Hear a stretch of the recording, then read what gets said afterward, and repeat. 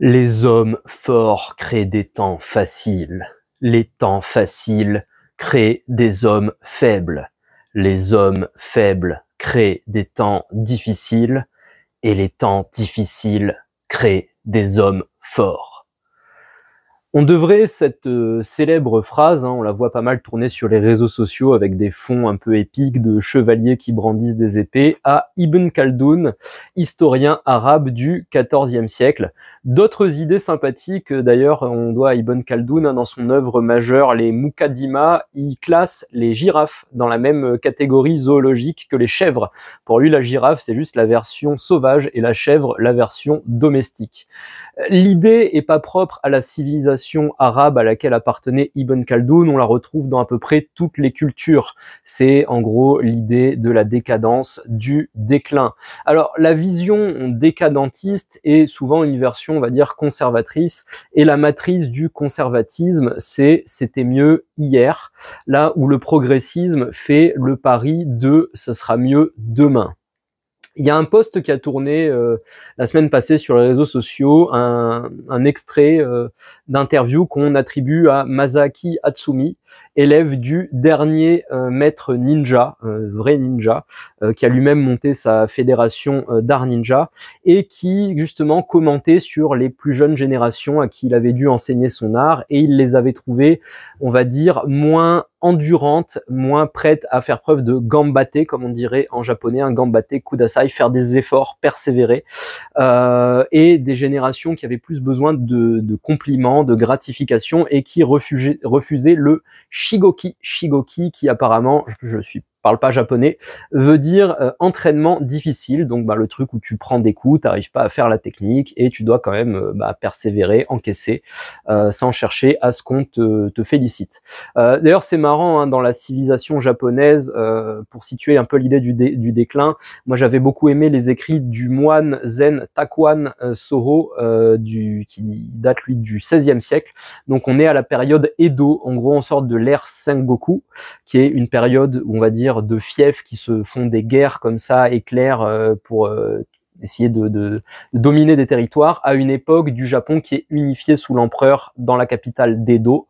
Ça donne le nom à cette période, et au lieu de développer la guerre, on va développer plutôt les arts, la culture. C'est là qu'apparaissent un certain nombre d'arts qu'aujourd'hui on qualifie de traditionnels. On sort d'une société guerrière, c'est le moment typiquement où on porte le katana, la caste samouraï porte le katana, qui est déjà une arme civilisée. Avant, les sabres étaient plus longs et s'appelaient des tachi, et c'est le moment où éventuellement, de temps en temps, comme c'est toujours la classe guerrière qui domine, on peut se la tester en 1v1 dans la rue selon des règles plus ou moins établies, et à cette époque-là, on juge qu'on vit une époque décadente. Takuan juge qu'on vit une époque décadente, et quand on arrivera à l'ère d'après, qui est l'ère Meiji, le moment où le Japon s'ouvre sur le commerce extérieur et cherche à se moderniser et abolit les privilèges de la classe guerrière, on trouvera que c'est une époque décadente comparée à l'époque d'avant. Et si tu as suivi un peu, ils l'ont adapté en film, l'histoire de Hiro Onoda, ce militaire japonais qui est resté des décennies comme ça dans la jungle des Philippines en croyant que sa mission avait toujours cours alors que le Japon a capitulé en 45. Quand il revient dans le Japon des années 60-70 même, il comprend pas quoi. On était une société justement militariste, assez virile, assez nationaliste, et on se retrouve dans une société qui produit du kawaii, du Yamete Kudasai, du Pikachu. Ça lui a pas du tout plu. Donc c'est vraiment, je veux dire, une histoire vieille comme le monde. Est-ce que les jeunes arrivent pas à encaisser la dureté? Est-ce que les anciens aiment les nouvelles générations et font ces commentaires en essayant d'encourager justement les nouvelles générations à être vigoureuses, à être endurantes, en gros à être armées pour faire face à la dureté de la vie?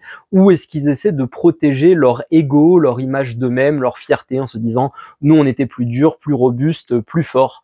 Et c'est un cycle perpétuel. La génération actuelle trouve toujours la suivante trop faible, et quand la suivante devient l'actuelle, elle juge la génération suivante, et ainsi de suite. Là j'ai donné des exemples un peu guerriers, un peu exotiques, un peu sympas, mais chez nous on a la version typiquement typiquement de nos boomers, hein, nos boomers qui nous racontent que, eh bien, pour aller à l'école, ils devaient en gros gravir l'Everest aller-retour, combattre des ours, se repérer avec une pauvre chandelle qui s'éteignait quand il y avait du vent. Enfin, à les écouter, c'était Indiana Jones, c'était le Seigneur des Anneaux pour eux d'aller apprendre à lire, écrire, compter. On se rend pas compte de la chance, du privilège qu'on a. Bon, j'entends ce discours depuis que je suis gamin et face à ça, hein, typiquement on est un animal social, on a une dimension émotionnelle. Quand quelqu'un arrive et te dit « tu es insuffisant », deux réponses à ça. Soit on se rebelle. On dit à la génération d'avant, c'est ça, t'as raison, attends de voir un peu quand tu vas vieillir, je te désactiverai à distance en faisant péter ton Neuralink et on t'écoutera plus, je te dominerai, j'irai là où tu n'es jamais allé, j'en ai rien à faire de tes conseils. Bon, j'ai déjà adopté ce mindset, il m'a permis au moins de, on va dire, reconquérir un peu de liberté intérieure, de pas écouter comme ça le discours de l'ancienne génération. On a également une seconde stratégie qui serait de se soumettre, de dire finalement ils ont raison les anciens, est-ce qu'il me manque pas quelque chose, un peu de dureté, un peu voilà, d'âpreté, de capacité au travail difficile, et donc je vais passer en mode hardcore, je vais me mettre des challenges, et je l'ai fait aussi, hein, typiquement celles et ceux qui me connaissent, voilà, m'ont vu tester tout un tas d'expériences jugées difficiles, extrêmes. Bon, c'est pas le sujet de cette vidéo. Ça m'a aussi apporté d'autres choses, notamment de me montrer que j'étais pas en sucre et que finalement il y avait aussi un plaisir dans le dépassement de soi. Mais finalement, aucune de ces stratégies ne m'a convaincu, ne m'a donné de résultats durables et de vision du monde pour me situer dans la grande galaxie des générations. Et j'avais envie dans cette vidéo justement de proposer une troisième stratégie qui serait de prendre finalement les critiques des anciens du passé, comme ça, de cet héritage qui peut être pesant, comme une hypothèse de travail. Après tout, moi je suis très intéressé par faire le portrait de ma génération. Je suis né dans les années 90 et j'ai déjà lu quelque part dans un texte écrit par un Américain qu'on était la génération Snowflakes, hein. Vous êtes tous des flocons de neige uniques et spéciaux, typiquement ce que défonce Tyler Durden dans Fight Club. Vous n'êtes pas des flocons de neige uniques et spéciaux, et donc c'est la génération trophée de participation, éducation bienveillante. On passe de la pommade et on donne 3 tonnes de sucre avant de faire la moindre critique à tout le monde, en tout cas dans nos pays développés bien sûr, hein, je dis pas que ça vaut pour l'entièreté de la planète, et peut-être que ça a créé des monstres de narcissisme qui ne savent pas tolérer, on va dire, la critique, l'échec, l'effort, qui ont une faible capacité à l'endurance, à se remettre en question et tout. Pourquoi pas? Et à partir de ce moment-là, si j'accepte ça comme une hypothèse de travail, justement, Hatsumi Sensei, donc le maître ninja, disait j'ai compris après des années qu'il fallait que je dise à mes élèves finalement, écoute, je te corrige ce défaut, mais si tu arrives à le corriger, tu seras excellent, tu es déjà excellent, il n'y a que ça qui t'empêche vraiment d'être génial. Et que présenter comme ça, au moins ces élèves, accepter comme ça cette petite blessure à l'orgueil et pousser le travail à aller plus loin. Et je me suis dit, après tout, est-ce que ce serait pas une stratégie intelligente pour se parler à soi-même? Ici, on parle de travail intellectuel et créatif à haute valeur ajoutée. Forcément, il y a des doutes, forcément, il y a des échecs, de l'incertitude, des mauvaises directions. Enfin bref, on n'a jamais, en gros, la certitude qu'on va faire le nouveau 2001 Odyssée de l'espace. Et puis sinon, ce serait pas marrant. Et donc, pourquoi pas se parler comme ça, justement? Pourquoi pas employer cette technique de ninja décadent et de se dire à soi-même, eh bien, écoute, ça manque un peu, tu manques de ça, mais une fois que ce sera corrigé, ton travail sera génial. Et au moins, en faisant ça, on va pas contre tout le narratif qu'on a internalisé, parce que qu'est-ce que j'en sais finalement si je suis d'une génération un peu trop fragile, sensible, flemmarde? Et si c'était vrai, hein, pour citer le titre du roman qui a fait exploser Marc Lévy, finalement, et si c'était vrai, comment me traiter pour arriver quand même à obtenir des résultats intéressants? Et peut-être justement en n'allant pas contre ce motif, en n'allant pas contre ma prétendue nature. C'est une première étape, bien entendu. Au-delà de ça, il y a l'idée de se dire, mais attendez, pourquoi je me laisserai définir par du discours qui émane de l'extérieur de moi et de sources qui ont un intérêt, dans tous les cas, égotique en termes d'image, à me le servir, c'est sûr. Mais en tout cas, je trouvais que voilà, comme étape pour dépasser ce discours, plutôt que de rentrer dans le non frontal et de s'opposer comme ça un peu au jugement, aux critiques extérieures, les considérer comme une hypothèse de travail et à partir de là, voir est-ce que je peux en faire de l'or. Vous me dites que je suis en plomb, très bien, je vais me transformer en or. C'est une bonne façon attention à la fois eh bien de pas gâcher de l'énergie, du temps, de la ressource à aller contre. Ça me permet quand même de pas avoir un truc de soumission absolue, parce que finalement les gens qui me disent t'es pas assez dur au mal, c'est pas eux qui vont aller gravir l'Everest en slip, dédicace Inox Tag.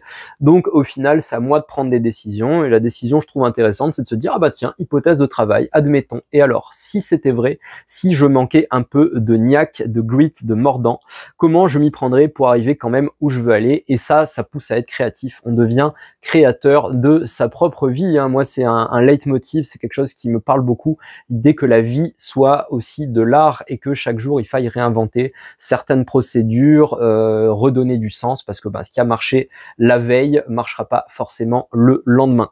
Voilà, vidéo qui, je l'espère, parlera autant aux progressistes qu'aux conservateur, vidéo, j'avais envie comme ça de te donner, de te pointer du doigt une direction possible vers plus de liberté intérieure, plus de créativité. On s'en fout finalement de savoir si t'aurais dû avoir, enfin je veux dire, une vie soi-disant aussi dure que celle passée. Est-ce que ceux du passé disent la vérité ou exagèrent pour se faire passer pour des durs? Au final, tu t'en fous. Hypothèse de travail, peut-être qu'il manque quelque chose à la génération à laquelle t'appartiens. Et qu'est-ce que tu mets en place, soit pour te donner ce qui te manque, soit pour contourner l'obstacle et arriver quand même à tes fins. Et ainsi, tu t'émancipes, on va dire, des dictats sociétaux. Voilà. Passer sa vie à combattre les dictats sociétaux, c'est ne pas vivre pour soi. Et c'est quelque part dommage. Je trouve ça un peu gâché, un peu gâchis. Si cette vidéo t'a plu, eh bien, n'hésite pas à dire en commentaire comment toi t'arrives justement à prendre des critiques comme des hypothèses de travail pour en tirer, on va dire, le meilleur. Et puis à t'abonner à la chaîne si c'est pas déjà fait, et à partager ce contenu. Ah, j'avais mis un réveil. Hop. J'avais mis un réveil pour essayer de pas faire une vidéo trop longue, voilà, parce que sinon je pars dans tous les sens et je l'avais mal paramétré pour qu'il soit en silencieux. Mais eh bien, je trouve que cette vidéo est plutôt bien emballée, donc j'ai pas envie de la retourner. J'en étais à, n'hésite pas à t'abonner bien sûr, et à partager ce contenu à qui de tes proches y trouvera un intérêt. Si tu as quelqu'un qui est en train de ruminer comme ça, justement les messages de est-ce que je suis assez dur, est-ce que je suis à la hauteur du passé, de l'héritage, et ben après tout, on n'en sait rien, l'héritage, on n'y était pas. On peut voir que ce qu'il y a maintenant, justement. On n'est pas dans le « c'était mieux hier » ou « ce sera mieux demain », on est dans le maintenant. Qu'est-ce qu'on fait maintenant pour rendre marquant notre passage fugace dans l'existence? Voilà. N'hésite pas à partager cette vidéo, c'est grâce à ce genre de bouche à oreille qu'aujourd'hui YouTube aide les créateurs à faire grossir leur chaîne. J'apprécierai, je te remercie. Et puis sinon, eh bien c'est tout pour cette vidéo. Je te dis à bientôt pour la prochaine, et d'ici là, prends soin de toi.